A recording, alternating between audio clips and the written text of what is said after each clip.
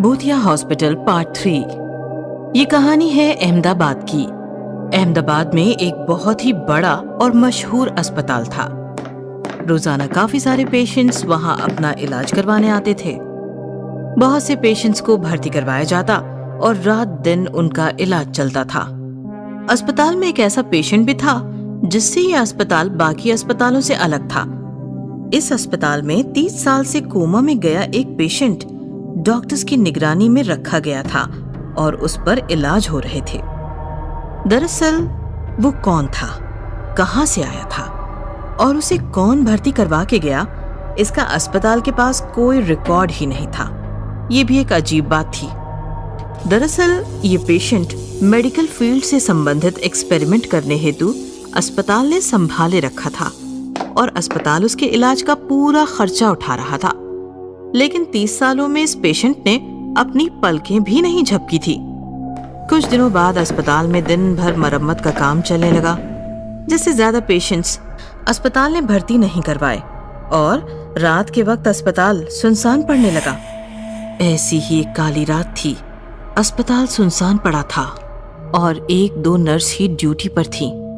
जूली नाम की एक नर्स रात के 2 बजे राउंड पर निकली और अचानक चलते चलते एक अंधेरे वार्ड में आ पहुंची। उसकी नजर एक बेड पर पड़ी और जूली यकायक जोर से चीख पड़ी। जूली जोर जोर से चीखती हुई इधर उधर भागने लगी। उसकी चीखें सुनकर बाकी नर्सेज, डॉक्टर्स और सिक्योरिटी गार्ड ने उसे घेर लिया। क्या बात है जूली, तुम चीख क्यों रही हो? डॉक्टर, वो साफ साफ बताओ जूली, क्या बात है? डॉक्टर, वो पेशेंट 30 साल से कोमा में पड़ा था। हाँ, बेड नंबर 13, उसका क्या? डॉक्टर, वो अपने बेड पर नहीं है वो अपने बेड पर। व्हाट? क्या बक रही हो जूली, तुम्हारी तबीयत तो ठीक है? मैं सच कह रही हूँ डॉक्टर। मैं राउंड पर गई तो वो अपने बेड पर नहीं था। चलो हम चलकर देखते हैं। नहीं, आप जाओ, मुझे डर लग रहा है। ओहो, तुम यहीं ठहरो, हम जाकर आते हैं। ऐसा कहकर डॉक्टर और नर्सेज उस वार्ड में बेड नंबर 13 के पास गए तो वो पेशेंट 30 साल पुरानी अपनी उसी हालत में बेड पर लेटा था। ये जूली भी ना, लगता है नाइट ड्यूटी का बुरा असर हुआ है उसके दिमाग पर। चलो चलते हैं और उसे घर भेज देते हैं। सब लोग निकल गए। जैसे ही सब गए, कोमा में बेड पर लेटे पेशेंट ने अपनी आंखें खोली। उसकी आंखें काफी भयानक और गहरी थीं। इधर सब लोग जूली के पास आए और उसे समझाने लगे। क्या जूली, तुम भी बेवजह सबको डरा दिया। बेड नंबर 13 का पेशेंट तो अपने बेड पर ही है, चाहो तो तुम देख आओ। नहीं डॉक्टर, मैं वहां नहीं जाऊंगी। मैं घर जाना चाहती हूँ। हाँ, हम भी वही कहना चाहते हैं, तुम घर जाकर आराम करो। तभी अचानक से अस्पताल की पूरी इमारत थर्राने लगी, मानो कोई हंस रहा था। लेकिन वो हंसी कोई मशीन के चलने जैसी थी। ये कैसी अजीब आवाज है? समझ नहीं आ रहा है कि किसी की हंसी है या फिर मशीन की आवाज। लेकिन मजदूर तो शाम को ही मरम्मत का काम खत्म करके निकल जाते हैं। कहीं आज नाइट ड्यूटी तो नहीं कर रहे हैं? नहीं सर, सारे मजदूर तो शाम को ही अस्पताल से बाहर निकल गए। मैं कह रही थी ना, जरूर कुछ तो गड़बड़ है। हम सब निकलते हैं यहाँ से। निकलो यहाँ से। जूली, डोंट वरी, शायद कोई मजदूर रुक गया होगा अपना अधूरा काम को पूरा करने। चलो हम चलकर देखते हैं। ऐसा कहकर डॉक्टर के साथ साथ बाकी लोग भी धीरे धीरे वार्ड की तरफ बढ़ने लगे। जैसे ही उन्होंने वार्ड में कदम रखा, सामने का नजारा देखकर सबकी हालत बिगड़ गई। कोमा पेशेंट काफी भयानक रूप में बेड को अपने दोनों हाथों से कसकर पकड़कर जोर जोर से हिलाता हुआ उछल रहा था और जोर जोर से हंस रहा था। उसकी हंसी लगभग ड्रिलिंग मशीन जैसी थी। ये नजारा देखकर सब लोग डर गए, लेकिन डॉक्टर अभी भी कंफ्यूज था। हमने गलती की इसको यहाँ रखकर।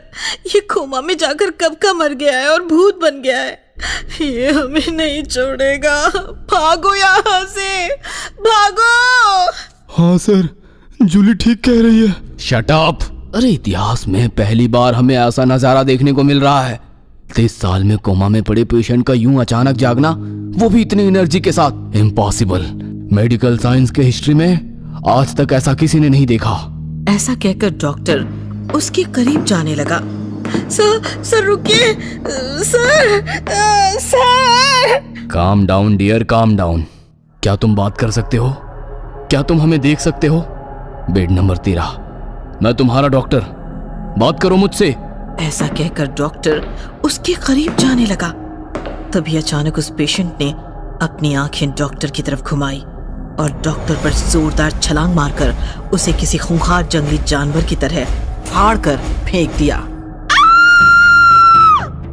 भागो, भागो यहाँ से, भागो, भाग जाओ, भागो। डॉक्टर की उस हालत के बाद मानो पूरे अस्पताल में भागम भाग मच गई।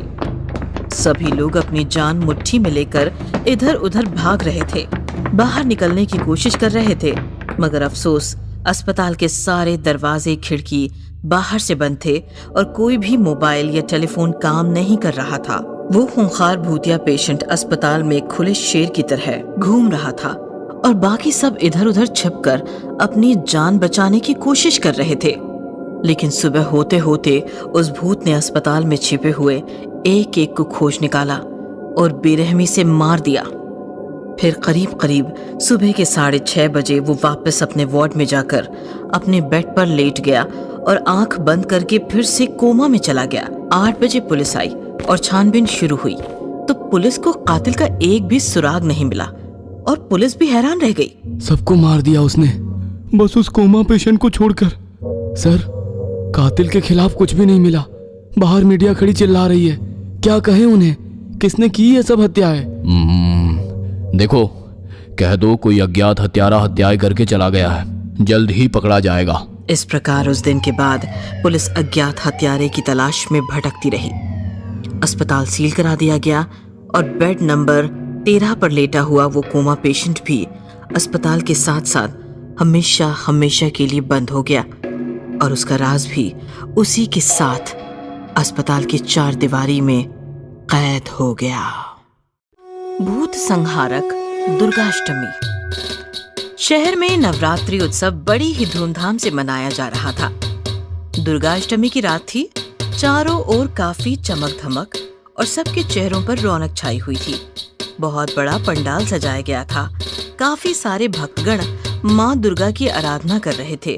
त्रिशूलधारी माँ दुर्गा की आरती चल रही थी। नंदिता भी काफी खुश थी। वो काफी सज धज कर आई थी और माँ दुर्गा की उत्साह से आरती कर रही थी।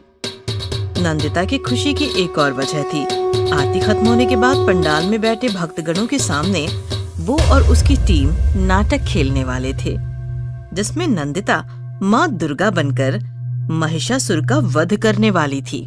नंदिता, तुम रेडी रहो। हाँ, हम आधे घंटे में नाटक शुरू करेंगे। माँ दुर्गा का त्रिशूल ले लो और स्टेज पर नृत्य करना। ऑडियंस में हमारा महिषासुर दिखेगा तो भागते हुए उसकी तरफ जाना और युद्ध करना। 5 मिनट बाद उसका वध करना, जैसे प्रैक्टिस में हुआ था, ठीक वैसे ही करना। हाँ, ध्यान रहे किसी को कोई चोट ना पहुंचे।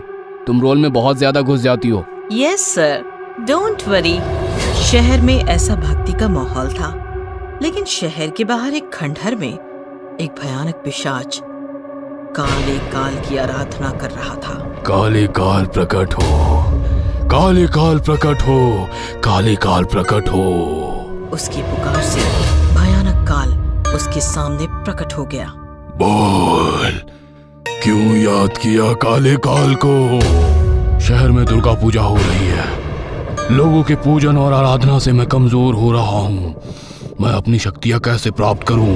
ये दुर्गा हमेशा ही हमारे रास्ते में आई है, लेकिन इस बार हम उसी के रूपों को मारकर शक्तिशाली बनेंगे, ऐसा काल संकेत है। पूजा में जाओ और कुछ भी करके 9 बच्चियों को पकड़कर उनका खून पियो, जिससे तुम में दुर्गा जितनी ही शक्तियां आ जाएगी। बोलो जय हो काले काल की। काले काले काल की सदा ही जय हो। काला साया अमर रहे, दिलों में डर बना रहे। फिर काल गायब हो गया और भयंकर पिशाच काफी भयानक हंसते हुए शहर की तरफ भागने लगा। इधर दुर्गा पूजा खत्म हुई थी। लोग पंडाल में बैठ चुके थे। थोड़ी ही देर में नाटक शुरू होने वाला था। नंदिता माँ दुर्गा का गेटअप लेकर और हाथ में त्रिशूल लेकर काफी एक्साइटेड खड़ी थी।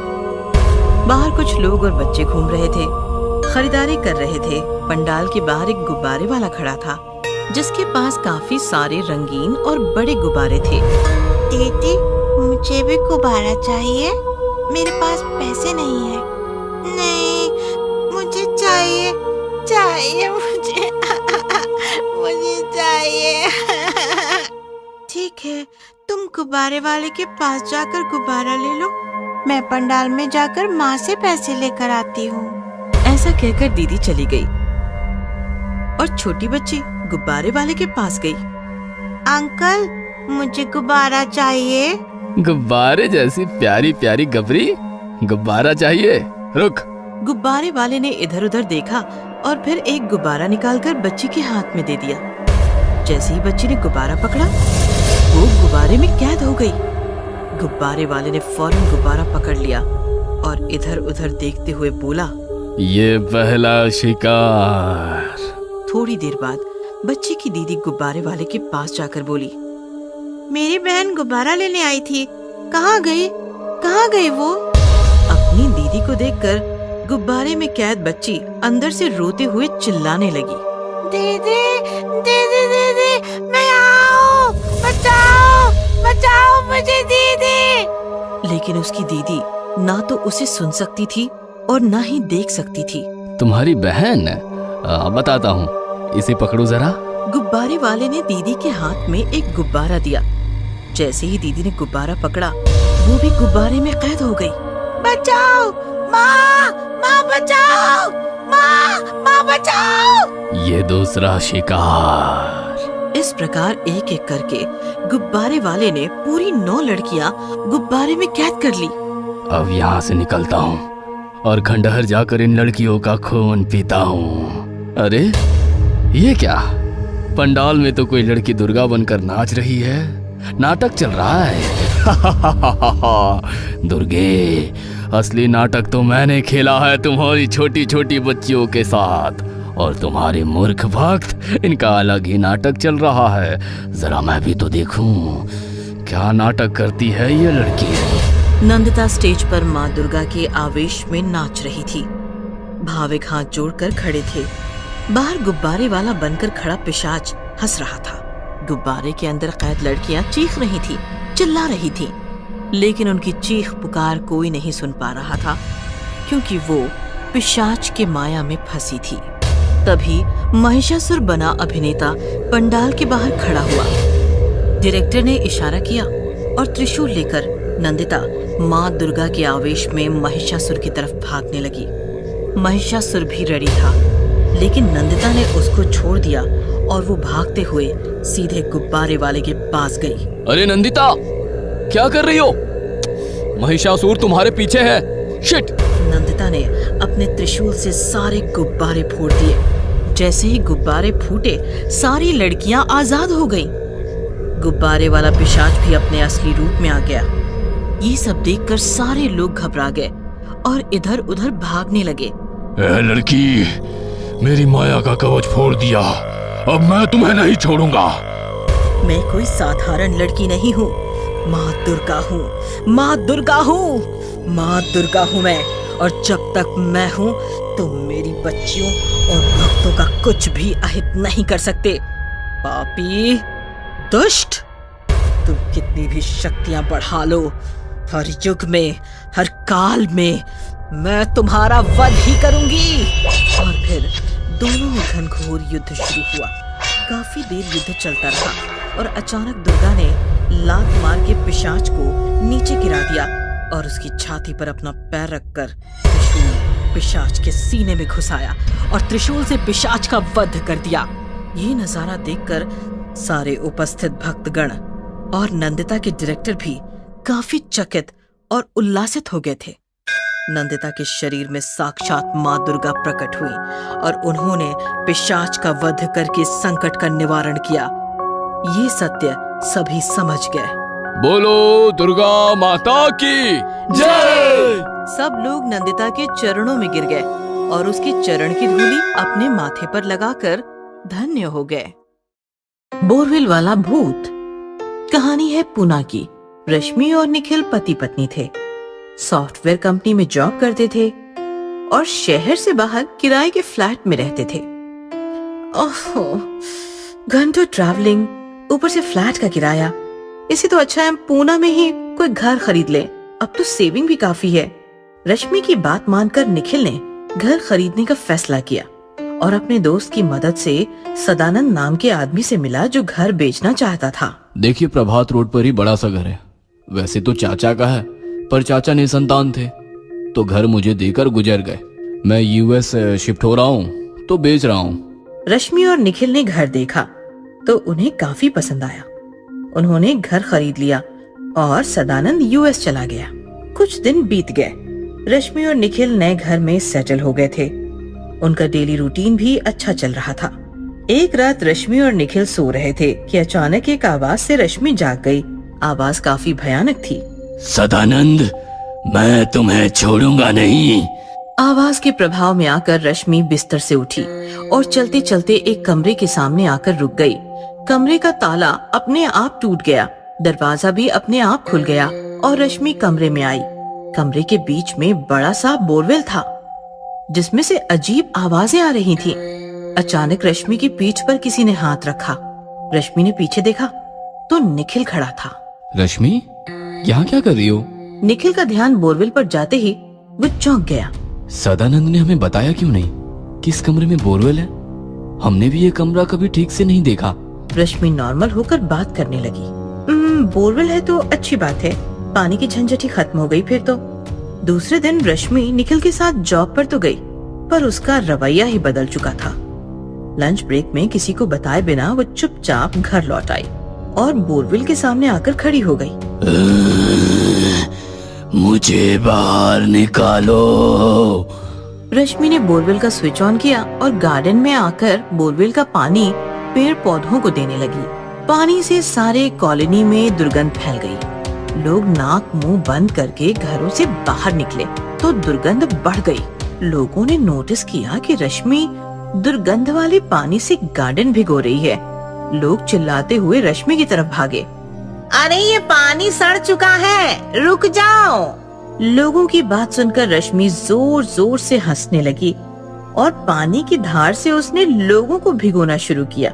दुर्गंध वाला पानी शरीर पर गिरते ही लोग भाग गए। शाम होते ही निखिल घर आया तो उसने देखा गार्डन के सारे पेड़ पौधे सूख चुके थे। निखिल गुस्सा हो गया और अंदर किचन में आया तो रश्मि खाना बना रही थी। क्या जरूरत थी कॉलोनी के लोगों के साथ बदतमीजी करने की? पागल कह रहे हैं तुम्हें? क्या जरूरत थी बोरवेल शुरू करने की? खाना बन गया है, मुंह हाथ धो लो। रश्मि की आवाज अजीब थी, मानो कोई पुरुष बात कर रहा हो। क्या हो गया है रश्मि? दोपहर में ऑफिस से भाग कर आ गई। मेरी तबीयत ठीक नहीं थी। क्या हो गया है तुम्हारी तबीयत को? क्यों ऐसे बिहेव कर रही हो? गहरी रात हो चुकी थी। निखिल सो रहा था। अचानक एक भयानक आवाज से उसकी नींद खुली। सदानंद, मैं आ गया हूँ। निखिल डर गया।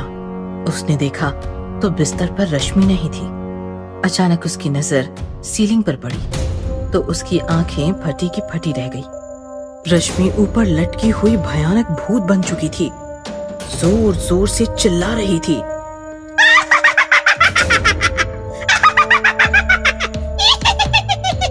मैं आ गया हूँ सदानंद, मैं तुम्हें मार दूंगा। ऐसा कहकर रश्मि निखिल की छाती पर कूद पड़ी और उसने निखिल पर हमला किया। रश्मि छोड़ो, क्या हो गया है तुम्हें? रश्मि निखिल पर लगातार वार करती रही। निखिल ने रश्मि को फेंक दिया और भागता हुआ बोरवेल के कमरे में आ छिपा। निखिल ने मोबाइल निकालकर सदानंद को कॉल किया। सदानंद, क्या किया है तूने? मेरी बीवी पागल हो गई है, बार बार तेरा नाम ले रही है। और ये बोरवेल, ये सब क्या चक्कर है? सदानंद ने हंसते हुए कहा। माफ करना दोस्त, हुआ यूं कि मैंने चाचा की सारी प्रॉपर्टी हड़प ली और उन्हें मार के बोरवेल में दफना दिया। चाचा का भूत सता रहा था, इसलिए घर बेच के यूएस शिफ्ट हो गया। अब मेरा कोई कुछ नहीं बिगाड़ सकता, ना इंडियन पुलिस, ना इंडियन चाचा का भूत। ऐसा कहकर सदानंद ने फोन कट कर दिया, लेकिन सच सुनकर निखिल की हालत बिगड़ गई थी। मतलब चाचा का भूत रश्मि पर हावी है और मुझे सदानंद समझकर मारना चाहता है। तभी दरवाजा तोड़कर रश्मि अंदर आई और चिल्लाने लगी। मेरा घर, मेरी जायदाद हड़प कर मुझे बोरवेल में दफना कर। तू यहाँ छिपा है सदानंद, मैं तुम्हें नहीं छोड़ूंगी। चाचा, मैं निखिल हूँ, सदानंद नहीं। लेकिन रश्मि ने निखिल को बोलने का मौका नहीं दिया। उसने निखिल को पकड़ लिया, खींचकर बोरवेल के पास लाई और निखिल के साथ साथ उसने बोरवेल में छलांग लगाकर अपने साथ साथ निखिल की जिंदगी भी छीन ली। खंजर वाली भूतनी। बहुत समय पहले की बात है। पुराने खंडहर में एक भूतनी रहती थी।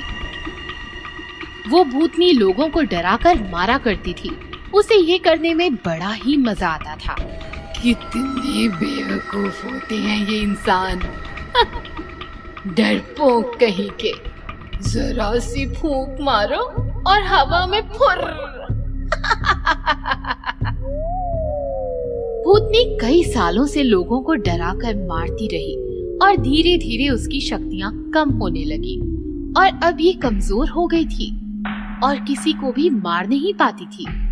लगता है मेरे जाने का वक्त आ गया है। मैं नहीं जाना चाहती इस दुनिया से। काला साया, शैतानों के देवता, मेरी मदद करो। भूतनी के पुकारने पर शैतानों का देवता काला साया उसके सामने आ जाता है। तो चाहे तो दुनिया की सबसे शक्तिशाली भूतनी बन सकती है। कैसे काला साया, बताओ मुझे। काला साया एक खंजर भूतनी को देता है और उसकी गर्दन पर वार करता है। ये क्या किया तुमने साया? इस खंजर पर तुम्हारा खून लग गया है। अब तुम जिस भी इंसान को इस खंजर से मारकर उसका खून पियोगी, तुम्हारी शक्तियाँ और बढ़ जाएंगी। पर याद रहे, ये खंजर तुम्हारा सर्वनाश भी कर सकता है। हाँ, मैं ये याद रखूंगी साया, तुम फिक्र मत करो। मैं इस दुनिया की सबसे शक्तिशाली भूतनी बन जाऊंगी। उसी रात अनिल नाम का एक लड़का अपने ऑफिस से घर को लौट रहा था। तभी उसे सड़क पर एक बूढ़ी औरत बैठी हुई दिखती है जो ठंड से कराह रही होती है। अरे माई, तुम यहाँ इतनी रात में क्यों बैठी हो? अरे बेटा, अब क्या बताऊं, मेरे बेटे और बहू ने मुझे यहाँ छोड़ दिया। उन्होंने कहा कि वो मुझे लेने आएंगे, पर अभी तक नहीं आए। अनिल को उस बूढ़ी औरत पर तरस आ जाता है। माई, आप मेरे घर चलो, कल मैं आपको आपके बेटे के पास छोड़ दूंगा। भला हो तेरा बेटा, चल। अनिल उस बूढ़ी औरत को अपने घर लाता है और दरवाजा बंद करता है। माई, तुम्हें भूख लगी होगी ना, तुम यहाँ बैठो, मैं कुछ बना कर लाता हूँ। बूढ़ी औरत जो झुककर खड़ी थी एकदम से सीधी खड़ी हो जाती है और एक बड़ी ही भयानक आवाज में कहती है, भूख? भूख तो लगी है बेटा, पर मैं खाना नहीं खाऊंगी, मैं पीऊंगी तेरा खून। वो औरत एक खून पीने वाली चुड़ैल बन जाती है। उसके हाथ में एक खंजर होता है। वो उस खंजर से अनिल की गर्दन पर वार करती है और उसका सारा खून पी जाती है। अब मैं बन जाऊंगी और भी शक्तिशाली। वो भूतनी अपने अगले शिकार को ढूंढने के लिए निकल जाती है। कुछ देर बाद घर में अनिल का भाई विजय उसकी लाश देखता है और रोने लगता है। ये जिसने भी किया है, मैं उससे जरूर बदला लूंगा भैया। एक के बाद एक कई मौतें होने लगी और वो खून पीने वाली चुड़ैल का कहर पूरे शहर में बढ़ गया। सभी उसे खंजर वाली चुड़ैल के नाम से जानने लगे। वो भेष बदलकर लोगों से मदद मांगती। मेरी मदद करो, मुझे मेरे घर पहुंचा दो। हाँ हाँ माँ जी, चलिए। माँ जी, यहाँ तो कोई घर नहीं है, यहाँ तो आगे जंगल है घना। जंगल है तभी तो तेरा खून मजे से पी पाऊंगी। भूतनी अपने भयानक रूप में आ जाती है और उस औरत के गले पर वार करके उसका सारा खून पी जाती है और अपनी शक्तियों को और बढ़ाती है। शहर में अब कोई किसी की मदद करने से पहले 10 बार सोचता था। किसे पता कब खंजर वाली रूप बदलकर वार कर दे। विजय को यकीन हो जाता है कि उसके भाई का खून भी खंजर वाली ने ही किया है। वो एक बाबा के पास जाता है और इस समस्या का हल पूछता है। बाबा अपनी तांत्रिक विद्या से भूतनी के बारे में पता लगाते हैं। उसके जाने का वक्त आ चुका था, इसलिए इंसानों का खून पीकर अपनी शक्तियाँ बढ़ा रही है ताकि उसे इस दुनिया से जाना ना पड़े। बाबा, इसका कोई तो इलाज होगा। इलाज है, मैं अपनी तंत्र विद्या से उस भूतनी को यहाँ बुला सकता हूँ, पर तुम्हें उस खंजर से उस भूतनी पर वार करना होगा, क्योंकि तुम्हारे भाई का खून उसने पिया है। बाबा अपनी तांत्रिक विद्या से उस भूतनी को बुलाते हैं। क्यों रे बाबा, तू कब से इतना ज्ञानी हो गया जो मुझ जैसी शक्तिशाली भूतनी को बुलाने की हिम्मत कर ली? जानता नहीं कि मैं कौन हूँ? देख, तेरी मदद करने के लिए ही मैंने तुझे यहाँ बुलाया है। मदद? कैसी मदद? मुझे इस लड़के का मृत शरीर चाहिए जिसमें खून की एक बूंद भी ना हो। मैं तंत्र विद्या के लिए इसके शरीर का इस्तेमाल करना चाहता हूँ, इसलिए तुझे यहाँ बुलाया ताकि तू इसका सारा खून पी जाए। बहुत अच्छा काम किया बाबा तूने। आज मुझे कोई मेहनत नहीं करनी पड़ेगी। विजय आंखें बंद कर जमीन पर पड़ा होता है।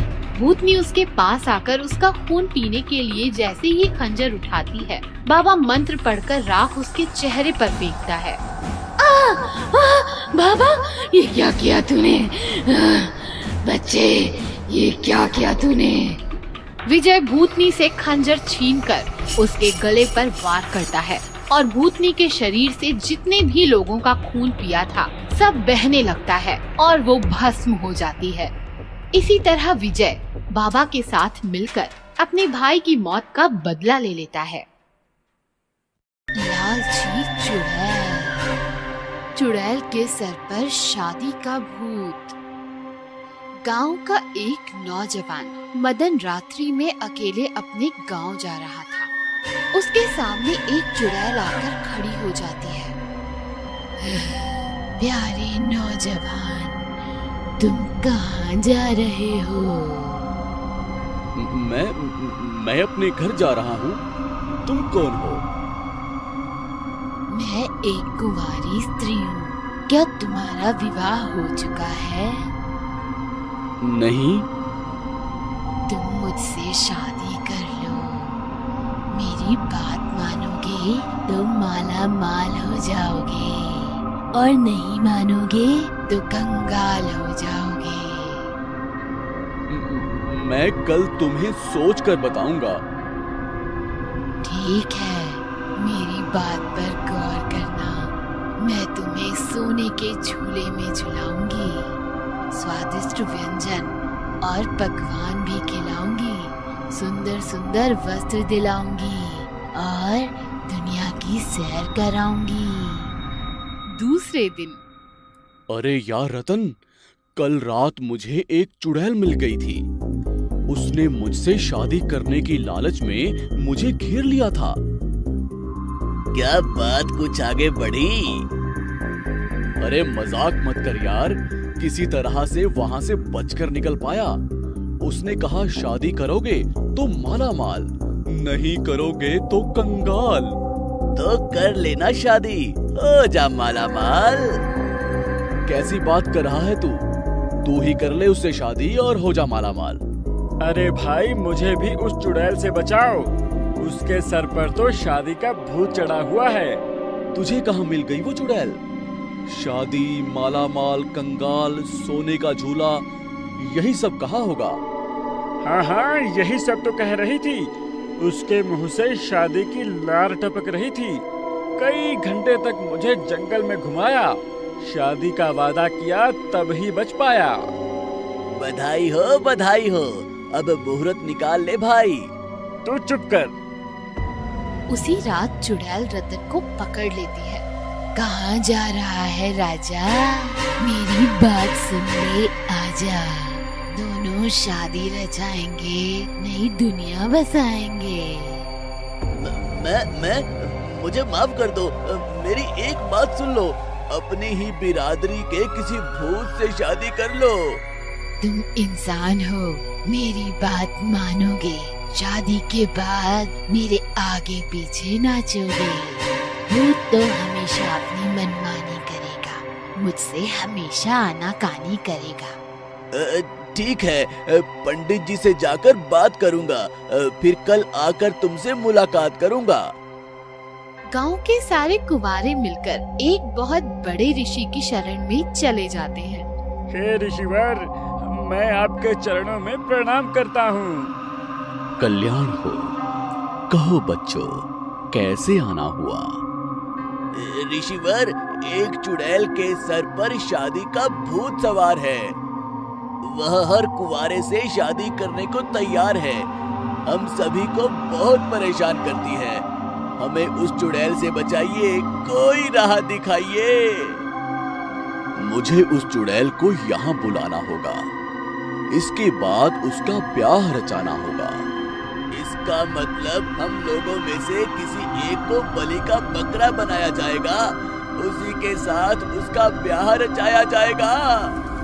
नहीं नहीं, तुम लोग चिंता मत करो। मैंने एक अलग योजना बनाई है। सुनो, यह एक कुंवारी लड़की थी जो शादी के पहले ही एक दुर्घटना की शिकार हो गई और चुड़ैल बन गई। ऋषि ने अपनी मंत्र शक्ति से उस चुड़ैल को वहाँ बुलाया और उसके साथ साथ कई भूतों को भी वहाँ प्रकट किया। हे चुड़ैल, आज तेरा स्वयंवर है। इनमें से चुन ले जो तेरा प्रिय वर है। चुड़ैल ने एक एक करके सब पर निगाह डाली और एक भूत के गले में वरमाला डालकर निहाल हो गई। उन सब की विदाई हो गई। सारे कुंवारे खुशी से झूम उठे और उन्होंने ऋषि के चरणों में प्रणाम करते हुए उन्हें धन्यवाद दिया। शैतानी बच्चा। रात के सुनसान वक्त रिधिमा और संजीव टहलते टहलते घर से काफी दूर जंगल की तरफ निकल जाते हैं। क्या सोच रही हो रिधिमा? सोच रही हूँ हमारा क्या होगा। रिधिमा, जो हमारे हाथ में नहीं है उसे सोचने से क्या फायदा? क्या मैं कभी माँ नहीं बन सकती? हम दूसरे डॉक्टर के पास जाएं? रिधिमा, 10 डॉक्टर बदल कर देख लिए, अब शहर में कौन सा डॉक्टर बचा है?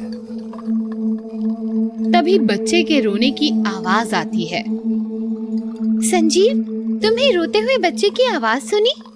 मुझे तो वो रोता बच्चा दिख रहा है। वो देखो, सड़क किनारे। दोनों बच्चे के पास जाते हैं।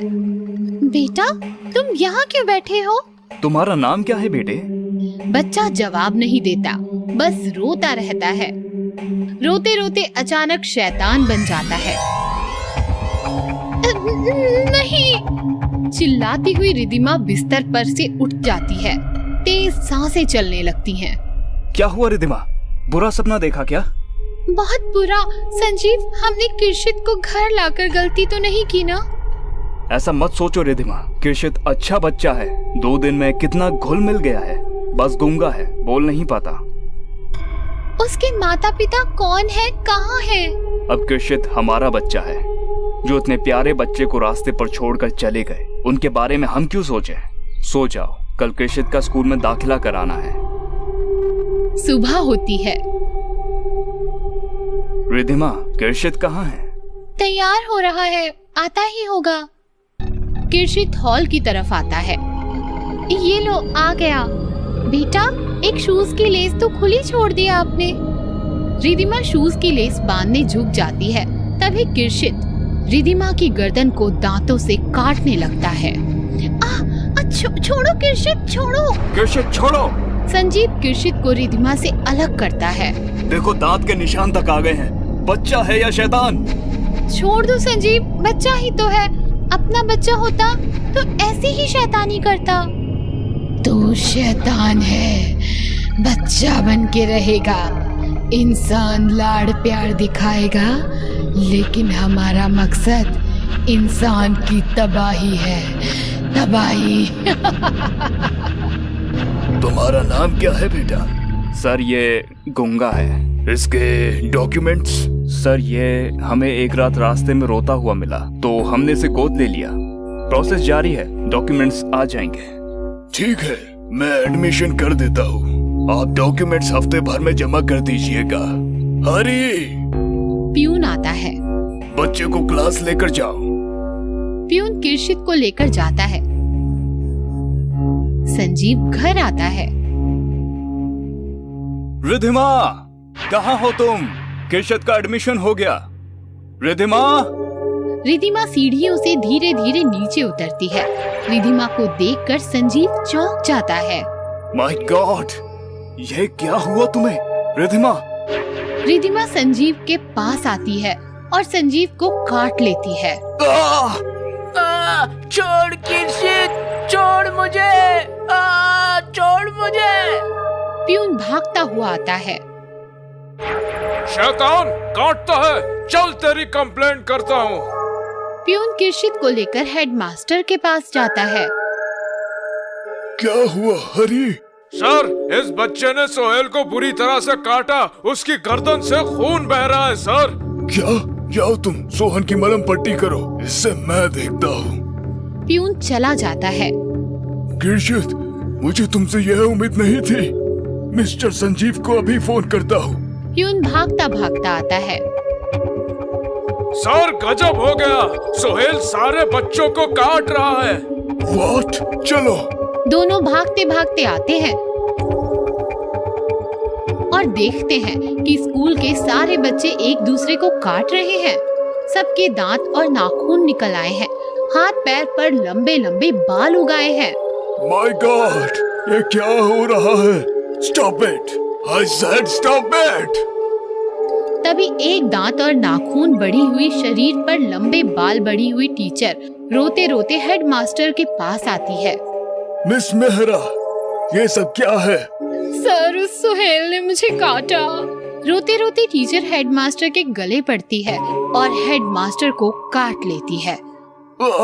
मिस मेहरा, ये क्या किया आपने? हरी, जल्दी आओ। पुलिस, डॉक्टर, सबको फोन करो। फौरन, हालात बिगड़ते जा रहे हैं। हरी भागता हुआ निकल जाता है। थोड़ी ही देर में हेडमास्टर हंसने लगता है। उसके भी दांत और नाखून बढ़ने लगते हैं और वो मिस मेहरा को काट देता है। इस प्रकार सारे बच्चे, टीचर्स एक दूसरे को काट रहे थे। इधर हरी हेडमास्टर ऑफिस आता है। वहाँ किर्शित सर झुकाए खड़ा होता है। ये सब तुम्हारी वजह से हो गया। कौन हो तुम? Hello, police station. किर्शित हरी की गर्दन को पकड़ के लंबे दांतों और नाखूनों से हरी को काट रहा है। किर्शित पूरा शैतान बन चुका है। भगदड़ मची है। बच्चे, टीचर्स, हेडमास्टर सब एक दूसरे को काट रहे हैं। अजीब आवाजें निकाल रहे हैं, अजीब हरकतें कर रहे हैं। तभी स्कूल कॉरिडोर से हरी के पीठ पर बैठकर किर्शित की एंट्री होती है। लंबे दांत, नाखून और बालों से हरी एकदम डरावना दिख रहा है और किसी जानवर की तरह हाथ और पैरों से जमीन पर रेंगता हुआ किर्शित को बाहर ला रहा है। किर्शित को जानवरों की तरह अजीब आवाज निकालकर सलामी देते हैं और चुपचाप बैठ जाते हैं। शैतानी साम्राज्य में आपका स्वागत है। आप शैतान बन चुके हो। मैं तुम्हारा राजा, शैतानों का शैतान, तुम्हें आदेश दे रहा हूँ शहर के हर आदमी को, बच्चे बूढ़े औरत सभी को काट कर शैतान बनाना तुम्हारी जिम्मेदारी है। मैं अब चलता हूँ। शैतानी साम्राज्य का नारा बुलंद रहे। आसमान से शैतानी माँ धरती पर उतरती है, किरशित को गोद में उठा लेती है और आसमान में उड़ जाती है।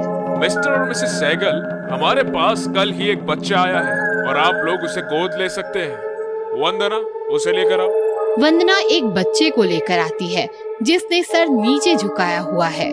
क्या नाम है बेटा तुम्हारा? बच्चा ऊपर देखता है, मुस्कुराता है और कहता है, किरशित। अंधी चुड़ैल। एक शहर था। उस शहर में एक अंधी चुड़ैल रहती थी।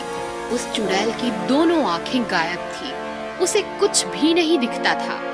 मैं जानती हूँ तुम सब यहाँ छिपे हो। मैं देख नहीं सकती, इसका फायदा उठाते हो, लेकिन तुम मुझसे नहीं बच सकते। छिपे हुए लोग चुड़ैल अपनी ओर आते देख सांस रोक लेते हैं, कांपने लगते हैं, भागते हैं। कोई जमीन पर चुपचाप लेट जाता है। चुड़ैल का पैर उस पर गिरता है। वो उसे पकड़ने जाती है। वो भागने लगता है। मुझसे होशियारी, लेकिन मुझे इस खेल में मजा आ रहा है। देखती हूँ कहाँ तक भागते हो। चुड़ैल भागते हुए आदमी की ओर हाथ बढ़ाती है तो उसका हाथ बढ़ने लगता है। आदमी हाथ से बचने की कोशिश करता है, लेकिन चुड़ैल उसे पकड़ लेती है और अपनी ओर खींच लेती है। बड़े मिलखा बन रहे थे, अब भाग के दिखा। छोड़ो मुझे, बचाओ बचाओ। क्या क्या चाहिए तुम्हें? क्यों पकड़ा है मुझे?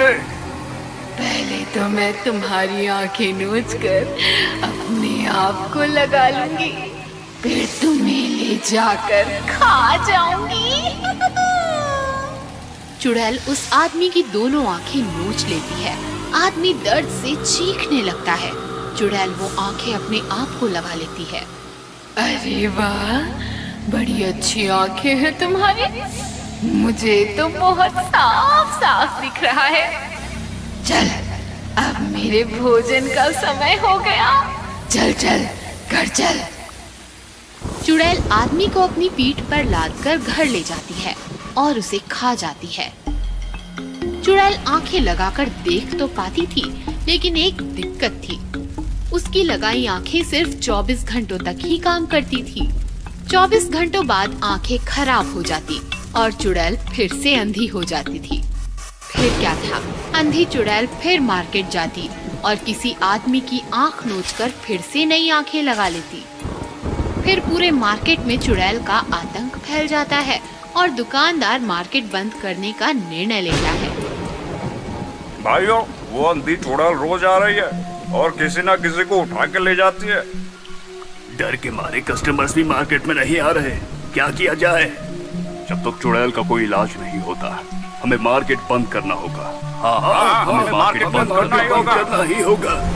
इस प्रकार दुकानदार मार्केट बंद कर देते हैं और पूरे मार्केट में सन्नाटा छा जाता है। रात होती है। चुड़ैल मार्केट आती है तो मार्केट में कोई भी नहीं होता। चुड़ैल बहुत ढूंढती है पर उसे कोई भी आदमी नहीं मिलता। लगता है मार्केट बंद करवा दिया है। अब मेरा क्या होगा? मुझे आँख और खाना कैसे मिलेगा? चलो ढूंढती हूँ, कोई ना कोई तो मिल ही जाएगा। चलते चलते चुड़ैल एक हॉस्पिटल में पहुंचती है। चुड़ैल को देखकर सारे लोग इधर उधर भागने लगते हैं। चुड़ैल डॉक्टर के केबिन में आती है। डॉक्टर कांपने लगता है। क्या चाहिए तुम्हें? तुम्हारी आंखें चाहिए। ऐसा कहकर चुड़ैल डॉक्टर को पकड़ लेती है। छोड़ दो मुझे, तुझे छोड़ा तो मुझे आंखें कैसे मिलेंगी? हाँ, मैं दूंगा तुम्हें आंखें। मैं आंखों का डॉक्टर हूँ। ओह ठीक है, मैं रोज आऊंगी। मुझे 2 आंखें और खाने के लिए एक मरीज भी चाहिए। अगर गद्दारी की तो मुझसे बुरा कोई नहीं होगा। ठीक है, मुझे छोड़ दो। चुड़ैल डॉक्टर को छोड़ देती है। डॉक्टर चुड़ैल को 2 आंखें देता है और चुड़ैल एक मरीज पीठ पर उठाकर चली जाती है। इस तरह चुड़ैल रोज डॉक्टर के पास आती। डॉक्टर किसी मरीज की आंखें निकाल कर चुड़ैल को लगा देता और मरीज चुड़ैल को सौंप देता। एक दिन डॉक्टर का साइंटिस्ट दोस्त डॉक्टर के पास आता है। डॉक्टर, मैं मृत्यु के बाद अपनी आंखें हॉस्पिटल में दान करना चाहता हूँ। उसकी फॉर्मेलिटीज पूरी करने के लिए मैं यहाँ पर आया हूँ। अरे तुम यहाँ क्यों आए? तुम अपनी आंखें किसी दूसरे हॉस्पिटल में दान करो। क्या बात है डॉक्टर, परेशान लग रहे हो? डॉक्टर साइंटिस्ट को चुड़ैल के बारे में बताता है। तुम चिंता मत करो डॉक्टर, मैं चुड़ैल के लिए ऐसी आंखें बनाऊंगा कि वो देखती रह जाएगी। फिर साइंटिस्ट दिन रात मेहनत करके चुड़ैल के लिए आंखें बनवाता है और आंखें लेकर डॉक्टर के पास आता है। ये लो डॉक्टर, ये आंखें चुड़ैल को लगवा देना। ये कैसी आंखें हैं? ये आर्टिफिशियल आंखें हैं। इसमें कैमरा है जिसकी वजह से चुड़ैल देख पाएगी। इसमें एक और खास बात है। खास बात? वह क्या है? इन आंखों में मैंने माइक्रो बम फिट करवा दिया है जिसका रिमोट मेरे पास है। तभी चुड़ैल आती है। साइंटिस्ट छिप जाता है। डॉक्टर, आंखें तैयार हैं कि नहीं? तैयार है, आप लेट जाइए। चुड़ैल लेट जाती है। डॉक्टर साइंटिस्ट की दी हुई आंखें चुड़ैल को लगाता है। ये कैसी आंखें हैं डॉक्टर? बड़ी तेज रोशनी है इसमें। वो एक छोटे बच्चे की आंखें, इसलिए ज्यादा तेज है। ठीक है, चलती हूँ, कल तैयार रहना। ऐसा कहकर चुड़ैल चली जाती है। चुड़ैल चली गई है साइंटिस्ट, बाहर आ जाओ। साइंटिस्ट बाहर आता है। फिर डॉक्टर और साइंटिस्ट चुड़ैल का पीछा करते हुए हॉस्पिटल के बाहर आते हैं। अब हम ब्लास्ट कर सकते हैं। ऐसा कहकर साइंटिस्ट रिमोट निकालता है और बटन दबाता है। चुड़ैल की आंखों में टिम टिम आवाज आने लगती है। अरे अरे, ये टिक टिक आवाज कैसी? तभी बड़ा धमाका होता है और चुड़ैल के चीथड़े उड़ जाते हैं। साइंटिस्ट की होशियारी से चुड़ैल मर जाती है और सारा शहर चुड़ैल के चंगुल से मुक्त हो जाता है। भूतिया क्लासमेट। कहानी है पूना की। आयुष पूना के डी.के. पाटिल कॉलेज में फर्स्ट ईयर में पढ़ता था। उसका 12वीं तक का पूरा एजुकेशन भी डी.के. पाटिल कॉलेज से ही हुआ था। आयुष IAS बनना चाहता था और कॉलेज की लाइब्रेरी में दिन रात पढ़ता था। एक दिन आयुष ने लाइब्रेरियन से पूछा, टाइम्स ऑफ इंडिया कहाँ है? मुझे मिल नहीं रहा। शायद कोई लेके गया है। आयुष चौंक गया क्योंकि उसके अलावा टाइम्स ऑफ इंडिया पढ़ने वाला कॉलेज में कोई दूसरा नहीं था। आयुष दूसरा न्यूज़पेपर उठाकर अपनी जगह बैठ गया। तभी उसका ध्यान गया कि उसके साइड में बैठा एक लड़का टाइम्स ऑफ इंडिया पढ़ रहा था। आयुष ने लड़के से पूछा, IAS की तैयारी कर रहे हो? हाँ। क्या नाम है तुम्हारा? मेहुल, फर्स्ट ईयर में पढ़ता हूँ। अरे फिर तो हम क्लासमेट्स हैं। पहले कभी देखा नहीं तुम्हें। 12वीं तक कहाँ थे? इसी कॉलेज में था। मैंने देखा है तुम्हें। क्या बात कर रहे हो यार, मैंने तो तुम्हें कभी नहीं देखा। इस प्रकार दोनों बातें करते गए और जल्द ही अच्छे दोस्त बन गए। फिर दोनों रोज दिन रात एक साथ लाइब्रेरी में पढ़ने लगे। एक दिन आयुष कॉलेज कैंटीन में अपने दोस्त नेहा और वरुण के साथ था। क्या लाइब्रेरी में दिन रात पढ़ाई करते हो? अकेले बोर नहीं होते? मैं अकेला थोड़ी रहता हूँ, मेहुल भी तो रहता है। कौन मेहुल? अरे वो जो मेरे बगल में बैठता है, अपना क्लासमेट है, मेरे साथ हर लेक्चर अटेंड करता है। मैंने तो तुम्हारे साथ कभी किसी मेहुल को नहीं देखा। क्या कह रही हो? रुको, मैं अभी उसे यहाँ बुलाता हूँ। आयुष ने मेहुल को कॉल लगाया तो मेहुल का मोबाइल स्विच ऑफ था। आयुष परेशान हो गया तो नेहा बोली, ठीक है बाबा, होगा कोई मेहुल। वैसे भी मेरा ध्यान मेहुल पर नहीं वरुण पर रहता है। ऐसा कहकर नेहा वरुण से लिपट गई। और आयुष भी फ्री हो गया। एक रात आयुष और मेहुल लाइब्रेरी में पढ़ाई कर रहे थे। रात बहुत हो चुकी थी। लाइब्रेरियन को नींद आ गई और उसने आयुष से कहा, भाई आयुष, अब लाइब्रेरी तुम ही संभालो, मैं चला। तुम्हारा हो जाए तो नीचे चपरासी को ताला लगाने को बोल देना। लाइब्रेरियन चला गया और आयुष मेहुल के साथ फिर से किताब में खो गया। पढ़ते पढ़ते अचानक आयुष का ध्यान मेहुल की किताब पर पड़ा तो वो चौंक गया, क्योंकि वो किताब बिल्कुल कोरी थी। आयुष ने मेहुल की किताब छीन ली और उसके पन्ने पलटे तो किताब में एक भी अक्षर नहीं था। किताब पूरी कोरी है और तुम 2 महीनों से यही किताब पकड़े बैठे हो, चक्कर क्या है भाई? ऐसा कहकर आयुष ने अपने बगल में देखा तो मेहुल वहां था ही नहीं। ये देखकर आयुष काफी डर गया। मेहुल कहाँ गायब हो गया? नेहा भी कह रही थी उसने मेहुल को कभी देखा नहीं। लाइब्रेरियन भी लाइब्रेरी की जिम्मेदारी मुझे दे गया, वो मेहुल को भी तो दे सकता था। क्या इन लोगों ने मेहुल को कभी देखा ही नहीं? क्या मेहुल सच में नहीं है? ये किताब, ये मेहुल का गायब होना, ये सब क्या है? अचानक लाइब्रेरी की सारी लाइट चली गई और आयुष और ज्यादा डर गया। उसने अपनी आंखें बंद कर ली और लाइट का वेट करने लगा। अचानक लाइट आ गई। आयुष खुश हो गया। उसने आंखें खोली, लेकिन जब उसने बगल में देखा तो उसका दिल दहल गया। उसके बगल में मेहुल का डरावना भूत बैठा था। मेहुल, ये सब क्या है? मेहुल नहीं, मेहुल का भूत। और यह जो तू देख रहा है इसके जिम्मेदार और कोई नहीं, बस तू है। मैंने क्या बिगाड़ा है तुम्हारा? तुमने मेरी जिंदगी बर्बाद कर दी। याद कर वह 1 साल पहले की HSC एग्जाम जिसमें तुमने एक लड़के को चीटिंग करते पकड़ा था। ये सुनकर आयुष 1 साल पीछे गया तो उसे बायोलॉजी का एग्जाम याद आया। सर, ये चीटिंग कर रहा है। ए, चल खड़ा हो जा। Sorry sir, extremely sorry sir. 2 minute के अंदर निकल जा यहाँ से, नहीं तो HSC एग्जाम से रस्टिकेट हो जाएगा। जानता है एग्जाम हॉल से बाहर आते ही मैंने क्या किया? तू कैसे जानेगा? तू तो एग्जाम में बिजी था। मैं बिल्डिंग से नीचे कूदकर मर गया और अब तुम्हें मारने आया हूँ।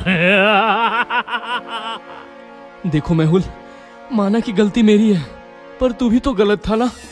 चीटिंग कर रहा था, चीटिंग गलत है। नहीं, अब मैं जो करने जा रहा हूँ वो गलत है। ये सुनकर आयुष डर गया। क्या करने वाला है तू? मेहुल ने आयुष का गला पकड़ लिया और उसे खिड़की से बाहर फेंक दिया। आयुष लाइब्रेरी के 5वें मंजिल से जमीन पर गिरते ही मर गया और मेहुल लाइब्रेरी की खिड़की से उसकी लाश को मुस्कुराते हुए देखता रहा। अधूरा प्यार। रश्मि कौशिक से पागलों की तरह प्यार करती थी, लेकिन कौशिक रश्मि से उतनी मोहब्बत नहीं करता था। रश्मि, माना कि मैं तुम्हारा पहला प्यार हूँ, लेकिन मेरा पहला प्यार चित्रा है और वो मेरे पास लौट आई है। अब मैं तुम्हें छोड़कर उसके पास जाना चाहता हूँ, मुझे जाने दो। नहीं, मैं हमारी लव स्टोरी अधूरी नहीं रहने दूंगी। इसे पूरा होना ही होगा। हमारे जीते जी न सही तो हमारे मरने के बाद। रश्मि, ये तुम क्या कर रही हो? कौशिक कुछ समझ पाता उससे पहले ही रश्मि ने ब्लेड निकालकर कौशिक के हाथों पर वार किया और उसकी नस काट दी। उसके तुरंत बाद उसने ब्लेड से अपनी खुद की नस भी काट ली। कौशिक का वार गहरा नहीं था, बस ब्लीडिंग हो रही थी, लेकिन रश्मि, वो तो जमीन पर कब की गिर गई थी। और कौशिक भी रश्मि के पास गिर गया। ये कहानी यहाँ पर ही खत्म नहीं होती, बल्कि यहाँ से शुरू होती है। कहानी पूना की है। कौशिक और रश्मि एक साथ कॉलेज में थे और 2nd ईयर से एक दूसरे को चाहने लगे थे। रश्मि कौशिक की दूसरी गर्लफ्रेंड थी, लेकिन रश्मि के लिए कौशिक उसका पहला प्यार था, जिसे वो मरने के बाद भी छोड़ना नहीं चाहती थी। और वही हुआ। कौशिक की पहली गर्लफ्रेंड चित्रा उसके पास फिर से लौट आई और कौशिक रश्मि को समझाने की कोशिश करने लगा, लेकिन रश्मि ने तो कौशिक के साथ जीने मरने के सपने देखे थे।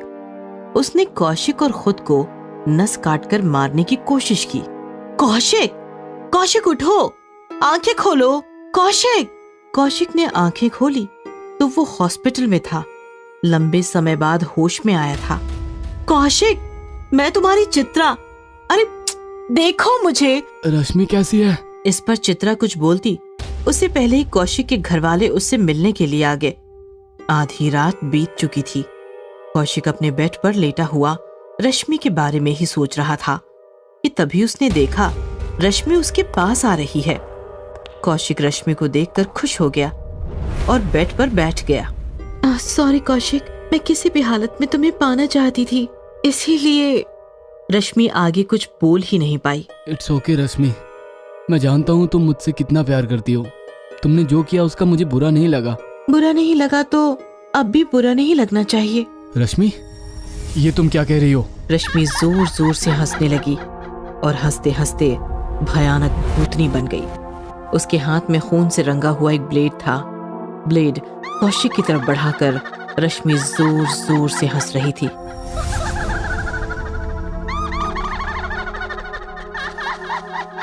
रश्मि नहीं, रश्मि नहीं, प्लीज रश्मि। मेरे साथ चलो कौशिक, मैं तुम्हारे बिना नहीं रह पाऊंगी, तुम्हें साथ लेकर ही जाऊंगी। नहीं रश्मि, रश्मि नहीं। कौशिक ने अपनी आंखें बंद कर ली और वो चिल्लाता रहा, कौशिक, कौशिक, संभालो खुद को, रश्मि मर चुकी है। कौशिक, रश्मि मर चुकी है। कौशिक ने आंखें खोली तो सामने रश्मि नहीं चित्रा थी।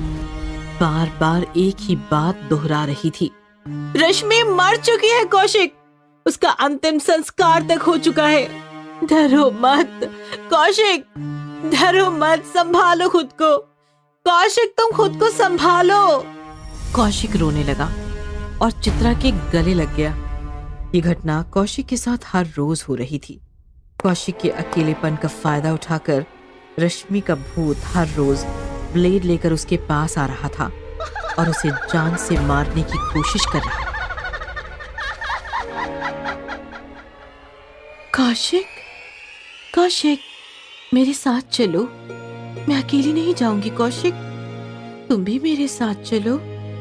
लेकिन रश्मि कुछ करती उससे पहले ही चित्रा पहुंच जाती है और फिर रश्मि का भूत गायब हो जाता है। कौशिक को समझ नहीं आ रहा था कि वो उसका वहम है या फिर सच में मरी हुई रश्मि का कोई भूत है जो उसे मारना चाहता है। कौशिक ने डॉक्टर से बात की तो डॉक्टर बोले, देखिए, मेडिसिन और मानसिक थकावट की वजह से आपको वहम हो रहे हैं। लेकिन कौशिक कोई रिस्क नहीं लेना चाहता था। उसने चित्रा को अपने पास ही रुकने को कहा तो चित्रा बोली, मैं नहीं रुक सकती कौशिक, मुझे और भी कई काम है और तुम्हें डरने की जरूरत नहीं है, तुम्हारे घर वाले भी तो हैं यहाँ। और डोंट वरी, डिस्चार्ज के बाद मैं तुम्हें घर ले जाऊंगी। काम? ऐसे कौन से काम है जो मुझसे भी ज्यादा इम्पोर्टेंट है? लेकिन चित्रा बिना जवाब दिए ही निकल गई। ऐसे ही दिन बीतते चले गए और एक दिन कौशिक को हॉस्पिटल से डिस्चार्ज मिल गया। चित्रा ने कौशिक को कार में बिठाया और वो निकल पड़ी। कौशिक ने नोटिस किया कि कार शहर छोड़कर पहाड़ी की तरफ निकली है। चित्रा, तुम मुझे कहाँ ले जा रही हो? मारने के लिए। कौशिक इस पर कुछ बोल पाता उससे पहले ही चित्रा हंसने लगी और हंसते हंसते भयानक भूतनी बन गई।